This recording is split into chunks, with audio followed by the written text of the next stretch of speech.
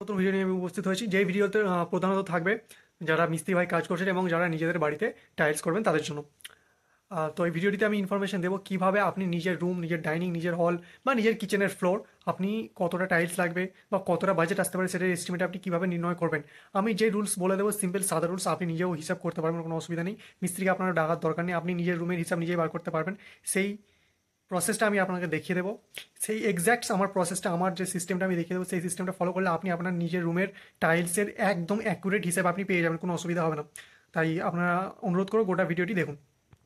নিচ্ছে এটা একটি 10x10-এর রুম, এইদিকে আড়েও 10, এদিকে লম্বেও 10 ফিট বাই 10 ফিট। তো এই রুমটা যদি আপনারা জাস্ট ফ্লোরে টাইলস বসান, একদম ফ্লোরে কোনো স্কার্টিং ছাড়া, স্কার্টিং যদি অন্য টাইলস বসান তাহলে 10 ফিট গুণিতক 10 ফিট, তো 100 স্কোয়ার ফিট। আচ্ছা, যদি আপনারা 6 ইঞ্চি করে স্কার্টিং নেন, যেহেতু আমাদের আমাদের কলকাতা বা পশ্চিমবাংলায় সাধারণত স্কার্টিং বা ডেটো যেটাকে বলা হয় ওটা 6 ইঞ্চি স্ট্যান্ডার্ড হয়। আপনি চাইলে বাড়াতেই পারেন, 4 ইঞ্চিও করতে পারেন, চাইলে আপনি 1 ফিটও করতে পারেন, 8 ইঞ্চিও করতে পারেন, আপনার উপর ডিপেন্ড করছে পুরোপুরি। তো যাই হোক, আপনি যদি 6 ইঞ্চি স্কার্টিং করেন তাহলে আপনাকে 10টাকে 11 করে নিতে হবে। এদিকে 6 ফিট, এদিকে 6 ফিট, সরি এদিকে 6 ইঞ্চি, ওদিকে 6 ইঞ্চি আপনার অ্যাড করে 1 ফিট, 11 ফিট বাই 11 ফিট, সেখানে আপনার দাঁড়াবে 121 স্কোয়ার ফিট। যদি আপনি 1 ফিট করে স্কার্টিং দেন তাহলে দাঁড়াবে 12 গুণিতক 12, 144 স্কোয়ার ফিট। আচ্ছা, যেটা আপনার স্কোয়ার ফিটের মাপ সেটার থেকে আমরা একটু বাড়িয়ে নেবো, যেমন ধরুন 121, এটাকে আমরা 135 ধরে নিচ্ছি। 144, এটাকে আমরা 170 ধরে নিচ্ছি, মানে একটু আপনাদেরকে বাড়িয়ে ধরতে হবে, নাহলে আপনি মাল কম পড়ে যেতে পারে, কারণ কাটাকুটি হবে, সেক্ষেত্রে একটু কম বেশি হতেই পারে। তো আপনার যদি 135 স্কোয়ার ফিট হয় তাহলে লাগছে 9 বক্স, 4-2 টালি যেটা হয়। আর আপনার 2-2 টালি, সব টালিরই আপনার 4 পিস করে যদি থাকে, নর্মালি 4 পিস থাকলে সেটা হয় আপনার 16 ফিট এক বক্সে। আর যদি আপনার 4-2 হয়, সেটা 2 পিস থাকে, তাহলে সেটা হয় আপনার সেটাতেও 16 ফিটই হয়। কিন্তু যদি আপনার 4-2-এর টালি 3 পিস থাকে, সেক্ষেত্রে মাপটা একটু আলাদা হয়ে যায়। তো সেই হিসেবে আমরা যাবো না, আমরা ইজি হিসেবে যেটাতে নর্মালি হয়, 4-2 হলে আপনার 2 পিস, এবং 2-2 হলে 4 পিস থাকে একটা পেটিতে, একটা বক্সে, যেটা আপনার 16 ফিট স্কোয়ার ফিট দাঁড়ায়।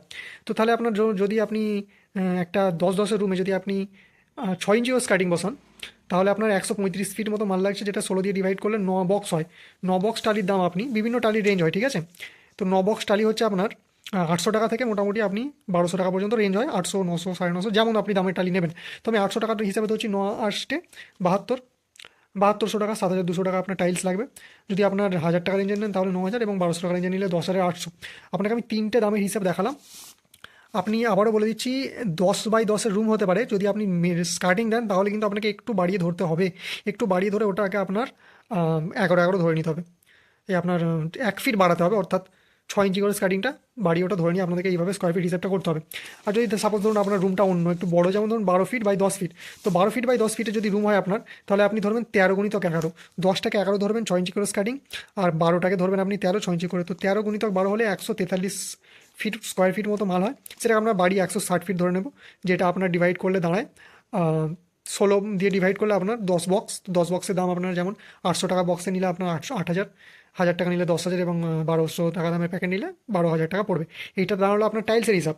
আর বাকি বালি সিমেন্ট যদি আপনারা একটা কমপ্লিট ভিডিও চান, তার জন্য আমাকে কমেন্ট করবেন, আমি অবশ্যই আপনাদের সেইটা আপনার ডিটেলসটা দিতে আপনাদেরকে চেষ্টা করব।